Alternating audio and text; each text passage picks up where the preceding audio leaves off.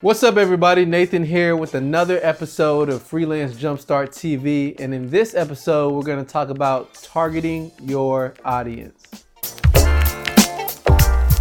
In my last video, I talked about marketing and trust. The fact that you're going to have to earn your audience's trust in order to get their attention. But first, you need to give them attention. You need to provide overall value, but also you need to be open, transparent, and honest about what is going on in your business. That being said, you cannot market to everyone. If you're thinking to yourself, I want my freelance business to serve everyone, that's the wrong type of thought to have. You cannot market to everyone. There's no way that everyone is going to be your target. If so, you'll never hit the bullseye. If you aim at everything, you'll never hit anything individually. In order to draw people's attention in a compelling way, you're going to have to market to them specifically on an individual level. You've already seen this before in action. Chances are you probably watched TV before. You've probably turned on the TV and watched some type of TV channel. For example, let's just say you watch ESPN. ESPN is all about sports. They market about sports and they want sports lovers, people who play sports, and those who like sports very much to watch their show.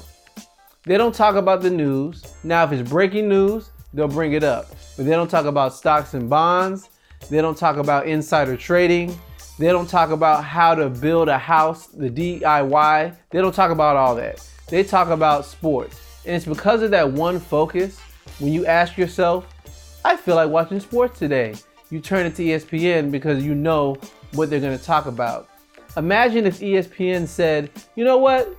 We're a bigger news station. We're going to do everything.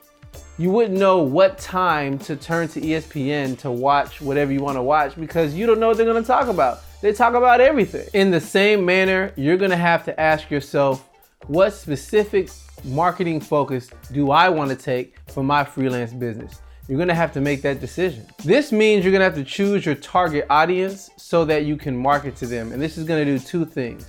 The first thing it's going to do is it's going to allow you to focus your marketing more specifically on the needs of that particular audience. The second thing it's going to do is going to help your marketing be more efficient. You're not all over the place and you know exactly what type of marketing you're going to serve up every time. As a freelancer, your target is going to be more than likely other businesses. So let's just take this for an example. Do you want to be a freelance copywriter and tell everyone, hey, I'm a freelance copywriter, I can help you with all your copywriting needs? Or do you want to say, I am a freelance copywriter that focuses on writing press releases for the healthcare industry? The second type, at the least, people know what to come to you for. They know I need a copywriter that can help me in the healthcare industry, so they call you. If you're just a broad copywriter who's a freelancer, they may call you, they may not call you, but in all honesty, they're probably not going to call you because they don't know what to call you for. If you're wondering how can you focus your marketing and where should you start, one of the best ways is to start with something you're already familiar with or you already have insight into. If you're not sure of the industry specifics, do some research. If you don't have any experience, do some research, learn the jargon, learn certain things about the industry so that you can tailor your marketing towards them. One of the best photographers I know is Helena Price. Helena Price first started working in the tech industry, and after she transitioned to being a full-time freelance photographer, she used the knowledge and wisdom that she gained working in the tech industry for years and said to herself, I know there are many tech startups that could benefit from pictures, product photos, and also photos to set the scene for the services they're offering. So I'm gonna target them because I know there's a need, and she remembered back when she worked in the industry that there was a need for that. Not only that, but she lives in Silicon Valley where all the tech startups are. So she had the location down, there was a need, and she had insight, so that's where she started with her photos. She has since expanded that and taken other types of portraits and photos, but it all started with what she was most familiar with. So just to drive the point home on how to target your audience, we're going to do a quick exercise, and this can be another tool to help you choosing the right audience to target. Draw a vertical line on a piece of paper and draw a horizontal line, and pick two things or two qualities you want to focus on in the market. For example, let's just take price and willingness to pay. How is someone's willingness to pay change as it pertains to price? So really, you're going to see it makes 4 quadrants, and these are the type of things that you can see when you're dealing with price and willingness to pay. You have luxury, you have those that are opportunistic, you have discount shoppers, and you have those who are looking for a bargain. So let's just take high willingness to pay and maybe a high price. Somebody like an Apple really doesn't budge on their prices because they know it's of high quality and people don't mind paying for quality, and we're not going to change our price. So we're seen as luxury. Sure, there's many things out there that you could buy that are similar to what we offer, but we're not really focused on them. We're focused on providing the best quality for the best price that we have. So that's what you need to come to us for. That's what they focused on, and that's what they've been targeting, and it's been very successful for them.